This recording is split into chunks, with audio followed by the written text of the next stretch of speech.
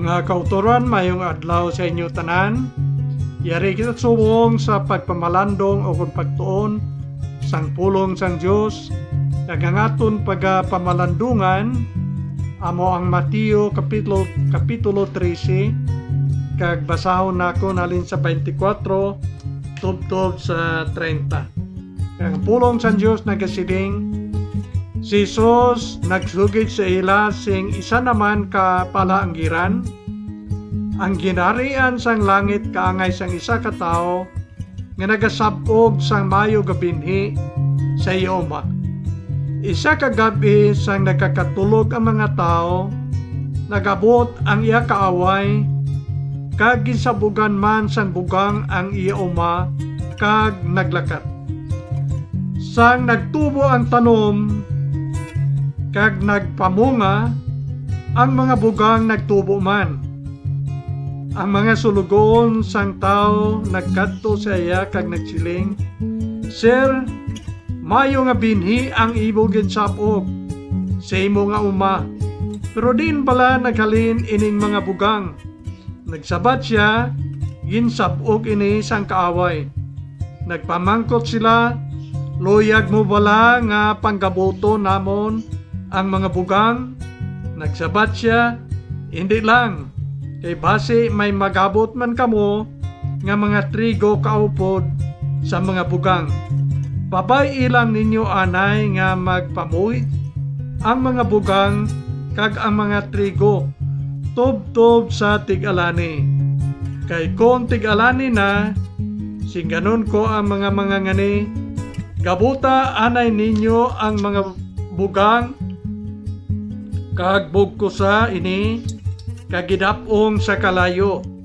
Dayon tipunan ninyo ang trigo kag isulod sa akon tambubo." Ini ang pulong sa Ginoo kag ang aton ginbasa bago lang isa ina kag ginasili nga parable o kon palaanggiran. Si Kristo sang diri pa siya sa dota, nagapanudlo siya paagi sa mga parable o kon palaanggiran, paanggid. Now ato nanay tanahon ko nanugid ang kaulugan sang nasili nga parable. Ang isa ka paanggid amo ini ang istorya nga tama lang gid kakumon diri sa dota, pero mayara siya nga espirituhanon o kon langit nun nga kahulugan. Parable is just an ordinary story down here on earth, but it has this what we call heavenly or spiritual meaning. So aton karon tan-awon ang kahulugan sa likod sining parabola nga gintudlo ni Jesus Christ sa mga tao. Ang una diri makita naton sa 24 kag 25 kaina nga may ara nga isa ka uma. Ang uma diri nga ginahambal amo ini ang kalibutan nga aton ginaistaran. Kag sa sini nga uma mayara nga nagsabog. Una nga nagsabog diri amo si Jesus Christ. Ang ikaduha nga nagpanggas kay duwa diri ang nagpanggas o kung nagsabog sa binhi amo si Satanas. Okay, mabalik ta jotay. Ang uma na di nga amo ang kalibutan, ang tag-iya sini amo ang Dios o kon si Jesus Christ. Kag si Jesus Christ nagpanggas sang maayo nga binhi sa iya nga uma. Kag kun binhi ang pagambalan, ini amo ang pulong sang Dios, amo ina ang maayo nga binhi. O kung makabig naton nga maayong balita. Si Kristo nagasabog sang pulong nga may kamatuoran nga nagahatag sang kabuhi nga wala sing katapusan. Ang isa sang mga ngalan nga ginatawag kay Kristo, amo ini ginatawag siya nga kamatuoran. Makita sa Bible nga si Kristo ang siling, ako amo ang dalan, ang kamatuoran, kag siling niya, siya magakadto sa amay, magaaman siyang hulot, kag magabalik sa liwat, kuhaon kita agod nga kundiin siya, didto man kita. Ina ginhambal niya kamatuoran, nga kay man ang Dios kamatuoran. Si Kristo wala gid sing may ara nga isa ka bagay nga nagasiling nga nagabinutig siya. Si Kristo ang kamatuoran, ang ginahambal niya amo ang binhi sang kamatuoran, naghalin sa amay nga amo man ang nagahatag sa aton siyang kabuhi nga wala sing katapusan. Si John naghambal sa John chapter 6 versikulo 68 nga nagasiling, siling niya kay Kristo, nya Ginoo, yara sa imo ang pulong nga naghatag sang kabuhi nga wala sing katapusan. Kag kon ang Roma ang paghambalan, 1:16, nagasiling si San Pablo, wala ko ginakahuya ang mayong balita, kay ini amo ang gahom sang Dios sa pagluwas sa mga tao nga magtuo kay Kristo. So ang pulong sang Dios nga amo ang mayong balita, nagahatag sang kaluwasan sa mga tao, kag amo ini ang ginahambal ni Kristo. Amo ini ang ginasabog niya sa iyang uma nga amo ang kalibutan. Naghambal siya sang kamatuoran nga amo ang pulong sang Dios nga karon napagkit sa aton balaan nga kasulatan. Pero may isa man di nga nagsabog, amo si Satanas. Ang siling sang Bible, tapos sabog ni Jesus Christ panggas ang iyang binhi nga mayo, nga mo ang pulong sang Dios nga nagahatag sang eternal life. Si Satanas nagsabog man siyang iya binhi. Ang problema dre kay wala siya iya kaugalingon nga uma.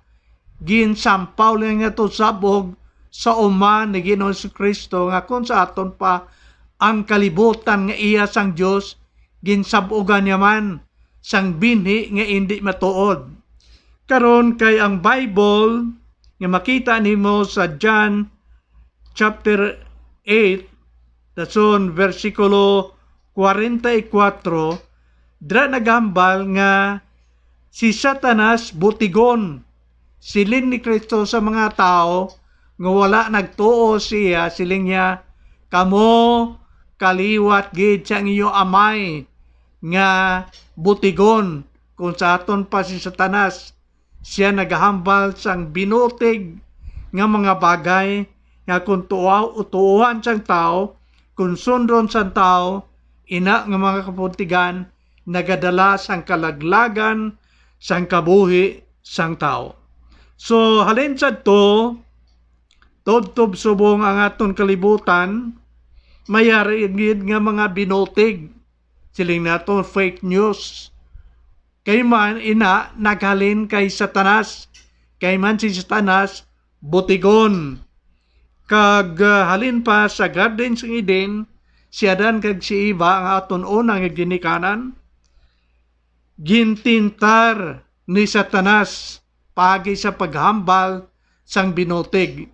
Ang Diyos iya naghambal sa aton unang ginikanan nga hindi magkaon sang bunga sang kahoy ngara sa tunga sang garden. Kag nagsiling ang Diyos, kung magkaon kamo, mapatay kamo. Nagsulod si Satanas, naghambal sang binutig, kag ginsingiran, sige kaon kamo.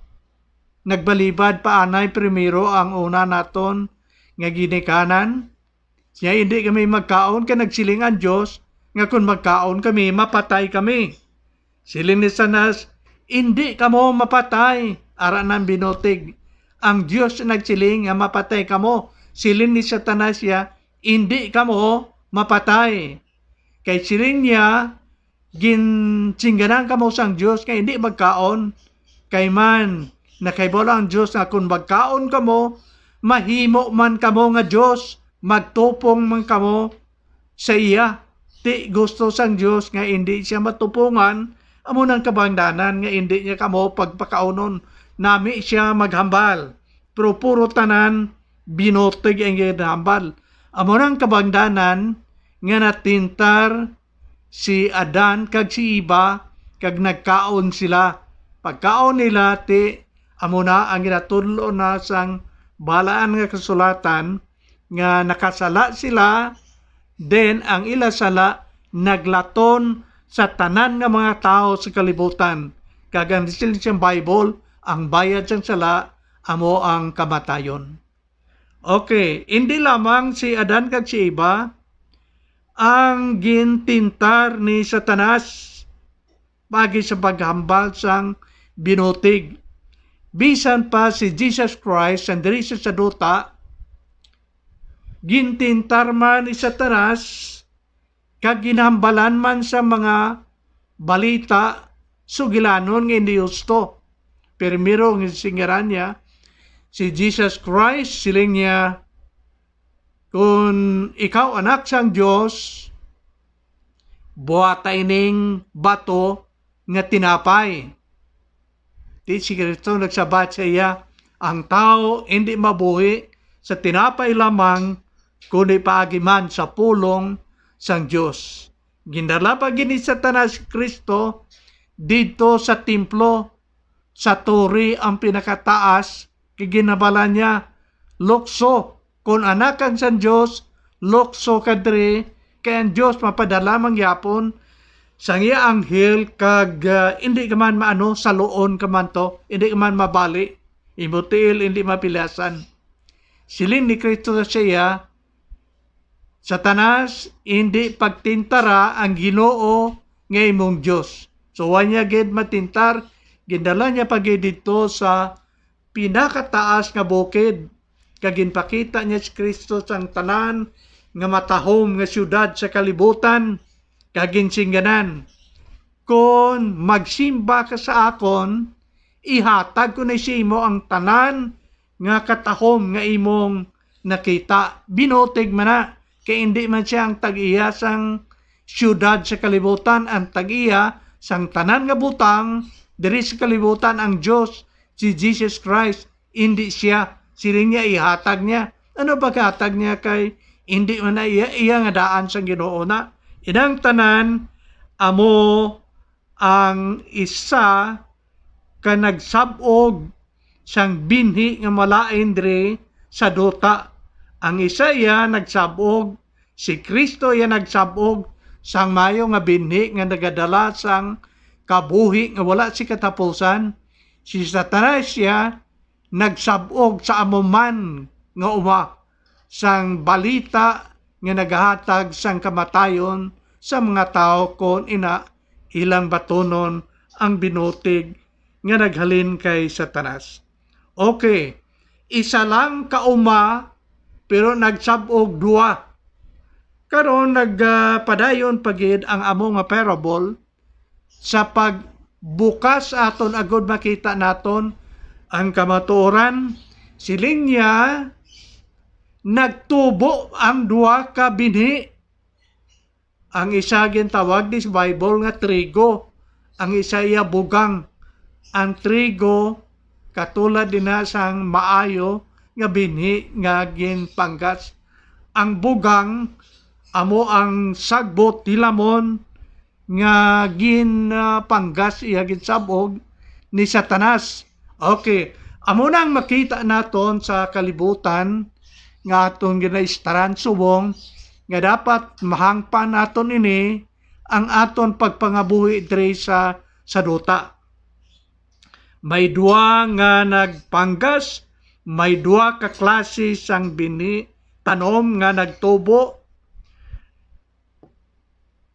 Kabangdanan nga may dua ka klase sang mga tao nga nag-i-star diri sa dota sa kalibutan. Ang mga tao nga nagatuo kay Kristo kag mga tao nga wala nagatuo kay Kristo. Duwa ka klase. O kung masiling man naton nga ang isa ka klase sa mga tao, mga anak sang Dios, kag ang isa ka klase sa mga tao nga nag-i-star sa isa lang kakalibutan, mga anak ni Satanas. Daw masakit ina nga pulong, pero amo nang ginhambal sang Bible. Siling sang Bible sa Juan 1:12, ang tanan nga magtuo kag magbaton kay Kristo mahimong mga anak sang Dios. So mga anak sang Ginoo, kamusta iya ang hindi magbaton kay Kristo? Ginatawag nga unbelievers. Siling ni Kristo sa ila, mga anak kamo sang inyo amay nga amo si Satanas. Okay, so may mga anak ang Diyos, kag may mga anak man, may mga bata man, si Satanas nga nagapangabuhi sa isa lang kakalibutan, sa isa lang kauma. So, mabudlay ang aton nga pagpangabuhi diri tungod kay may mga tao nga hindi Diyos nun nga nagapangabuhi upod sa mga tao nga nag-aalagan man sa Ginoo. Karon ang sulugoon sang Dios, ini nga sulugoon amo ang anghel sang Ginoo. Kay man dito sa langit ang sulugoon sang Dios anghel, ang mga anghel. Diri sa dota ang sulugoon sang Dios mga tao nga nagtuo kay Kristo. Okay, ang sulugon sang Diyos sa langit, naghambal kay Kristo ang tag-iya bala sang uma, nga mo si Kristo, ginhambalan sa ang anghel. Siya Ginoo, hindi bala maayo man to nga binhi ang imo ginpanggas, nga ang nagtubo man ang bugang, ang malaot nga binhi. Siling ni Kristo sa iya, ang kaaway sa aton pa si Satanas amo ang nagsabog o kung nagpanggas sina. Nagsiling ang alagad siyang Ginoo nga anghel, siling niya, Ginoo, amo ning request niya, Ginoo, gusto mo pamatyon panggabuto namon tanan ang mga bugang, o kon ang gusto ni silingon, Ginoo, gusto mo naog kami to sa dota pamatyo namo ng tanan nga mga malaot nga mga tao nga nagsikway sa imo. Pero amo ning sabat sang Ginoo, gadaw kon aton padaluman, do medyo hindi ta kasaw sang sabat ni Kristo. Siling niya, hindi lang wala nagsugot si Kristo ang pangabay, pangkabuton, ang bugang sa aton pa pamatyon. Ang isabat, hindi lang daw nami itani sa aton pamatyag, no? Nga pangkabuton na lang, agud tawhay aton pangabuhi diri. Pero way magsugot si Kristo. Kag amo nang siling ko nga, daw hindi pabor sa aton now. Daw hindi maayo sa aton baratyagon, kaya gusto naton niya tahuay tanan. Paano magtahuay kundi pangkuhaon ang tanan nga malaot. Ang siling ni Kristo siya mo niyo, kagamo gini ang bantayan naton diri sa parabol subong. Siling ni Kristo, pasagdi lang ninyo nga magpangabuhi, magtubo ang bugang kag ang trigo, kung sa aton pa ang maayo kag ang hindi maayo, tubtob sa adlaw sang tig-alani. Pasagdi lang ninyo, tubtob sa adlaw sang tig-alani. Okay. Amo na ang aton subong intindihon sing maayo.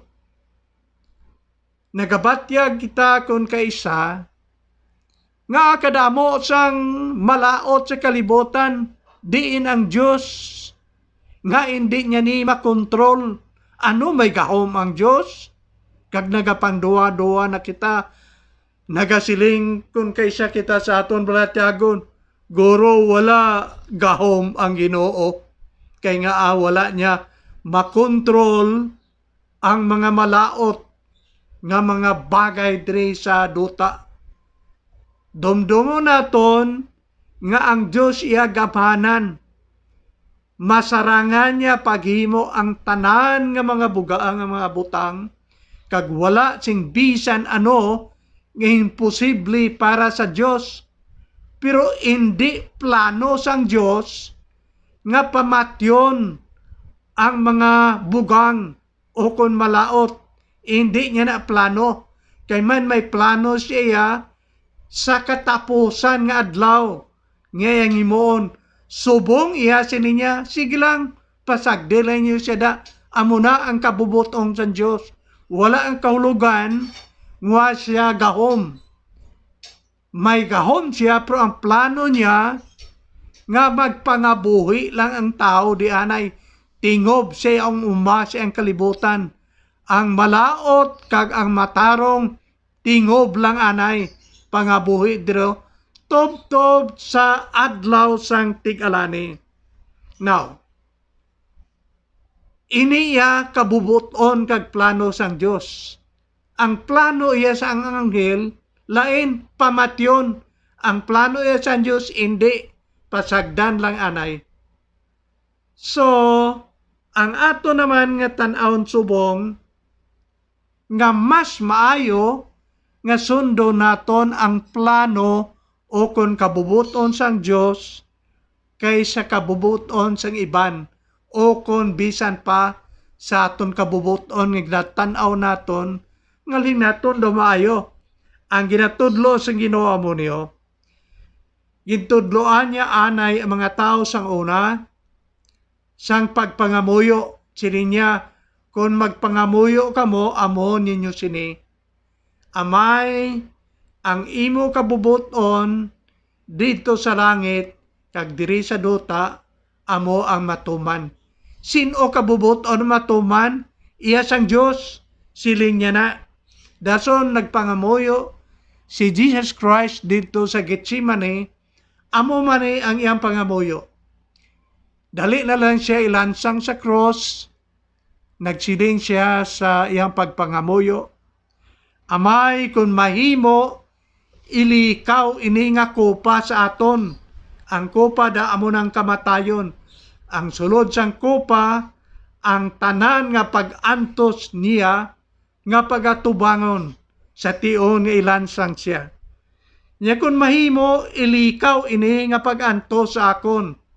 Pero, ginbawi niya kang siling, hindi akon kabubuton ang matuman, kundi sa imo. So nga nato nini atagon, ang kabubuton sang Dios maayo kag muna ang dapat sundon. Guro kung sundon ang kabubuton sa ang anghel nga pamatyon, kag amo man ni ang gusto naton nga pamatyon ang tanan nga malaot agod nga ang matarong lang mabilin. Dako guro nga kinagamo sa kalibutan. Ang Diyos mas maalam kaysa aton, kag hindi na siya bagay naton nga tudloan kung ano ang iabuhaton. Kung kita pa ang matudlo sa Diyos, nagwa na nga maalam pa kita sa Ginoo. Tungod kay nakabalo man siya kung ano ang nagakabagay nga buhaton, ato na lang sundon kag tuuhan ang iya plano kag kabubuton sa tanan ng mga tao nga nagapangabuhi diri subong, kag siya lamang amo ang nagakabagay nga maghimo kung ano ang labing maayo. Tanaw naman rin naton sa malipot nga panahon ang ginasiling niya tig-alani. Ang tig-alani, amo ina ang katapusan nga panahon. sang tao dire sa kalibutan. Parehas man sang humay, may ara nga tig-alani, anihon mo. Now, ang tig-alani, amo ini ang tion nga magabalik na rin si Kristo sa duta. Kag magahukom sa tanan nga mga tao. Dire niya tingbon ang tanan nga ginahandom naton nga makaangkon sang kalinong. Kag diri bahinon sang Dios partihon ang mga tao. Ang iban ibutang sa ginasiling nga impyerno ang linaw sang kalayo. Amo na ang bulutangan sang mga tao nga nagsikway kay Kristo, wala magtuo kag magbaton kay Kristo. Mga tao nga naghimo sang tanan nga kalakasan, kalautan sa sini nga duta nga ginatawag sa parable nga uma sang Dios. Dira niya inatanan husayon. Anong siling niya di nga ginbasa ta kaina? Siling niya, hulata lang ninyo tob-tob sa tig-alani. Kay kung tig-alani na, sugoon akon ang akon mga sulugoon, ang mga anghel. Siling niya, anihan ninyo ang tanan nga bugang, ang tanan nga malaot, bugkusan ninyo, kag ibutang sa kalayo. Ano ining kalayo? Kung tunani mo ang bugos nga ginatudlo sang Bible, may ara nga impyerno nga natawag linaw sang kalayo, bulutangan sa mga tao nga wala magtuo kag magbaton kay Kristo.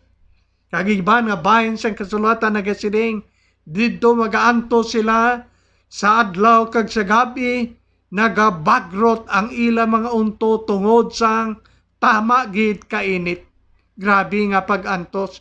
Ang pagbagrot dira, siguro nagasiling sila ng bautani kung nagpati lang kita to, sang wala pa kita may silutan, wala tani kita di, nagabagrot ang ilang unto. O kung masiling manaton nga nagbagrot unto nila tungod sa kainit. So bisan diin sinang duwa, amo na to ang kalisdanan nga ginaatubang sang tao nga wala magsapak kag wala magsurinder sa ilang kabuhi sa Ginoo, samtang nagakabuhi pa sila diri sa duta. Amo gini ang ginahambal sa Bible. Sinya ginpatod na nga daan sang Dios nga ang tao mapatay sa makaisa lang, kag tapos sina hukman siya sang Ginoo. Kag ang final judgment, amo ini ang pagbalik ni Kristo diri sa duta, harvest time, iyagid nga husayon ang tanan, ibutang niya siya impyerno ang wala nagkalaluwas, kag nag-aman man siya sang langit para sa mga tao nga kung sa parable tan-awon mo trigo, kung sa aton pa mga anak sa Dios, mga tao nga nagtuo kag nagbaton kay Kristo sa ilang kabuhi. Okay, so harvest time, pagbalik ni Kristo, hindi na ina tion sang kaluwasan, tion na ina nga hukman sang Dios ang tanan nga mga tao. Karon iya amo pa ni ang tion sang kaluwasan nga ginhatag sang Dios sa aton. So dapat nga sang wala pa magkiri si Kristo, batonon ta na siya, agod nga kon ang kamatayon o kon siya magbalik liwat, hindi mapiligro ang aton mga kabuhi. Pero daw ginhatagan nakon sang madalom ang silot sa mga katawhan nga wala dira sa Ginoo, kag wala nakon mahambal sing maayo, ang nagkalaluwas siya, ginhambal man di sing matag, kag amo ni ang dapat nga mapatyagan naton nga kalipay. Nagsiling ang Ginoo, agod mabalanse. Siling niya, sa mga nagatuo sa iya, hindi na paghukman sa silot. Kung basahon mo ang Bible sa John chapter 3, halin sa 16 pakadto sa 18, dira nimo mabatyagan nga naghambal ang Ginoo nga kung magtuo ka, hindi na ikaw paghukman sa silot. So karon hindi ka magpakulba, tuo lang sa Ginoo, kag patihi lang iyang ginhambal.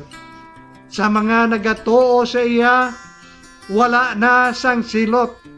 Siling sa Bible, ginpadala sang Dios ang iya bugtong anak. Hindi agod nga silutan kita, kundi agod nga hatagan kita sang kabuhi nga wala sing katapusan. Ang nagatuo sa anak, hindi na paghukman sa silot. Ang wala nagatuo, nahukman na tungod kay wala siya magtuo sa bugtong nga anak sang Dios. So amo nang matag nga ginhambal sa aton sang Bible, hindi na paghulata ang tig-alani o kung final judgment.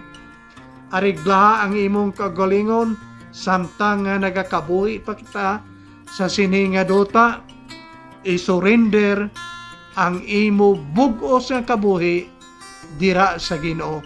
Wala kagid perde. Kung itugyan mo lang ang imong kabuhi sa gamhanan ng kamot ni Kristo, wala ka perde, ganansya kagid lang. Kay amo ni nga nasiling siyang Bible. Ginatagan ko sila sang kabuhi nga wala sing katapusan, ina sa mga nagtuo. Kag hindi na sila madula o kung hindi na sila malaglag, kag wala sing bisan sino nga makaagaw sa ila halin sa akon kamot. May makaagaw, sinya wala sing makaagaw. Kung itugyan mo gali, isurrender mo imong kabuhi sa iya, sigurado nga tipigan niya imong kabuhi, kag bisan si Satanas, hindi sarang, hindi niya kaya nga kuhaon niya ikaw halin sa kamot sa Ginoo. Ipasiguro ang imong kabuhi dira sa Ginoo, kay siya lang ang nagsaad sa aton nga wala gid sing bisan sino nga sarang makakuha sa aton halin siyang gamhanan na kamot. Madamong salamat. Ini ang parable kagin ambal naton ang iya mga kahulugan kag dapat huptan naton sa aton mga kabuhi.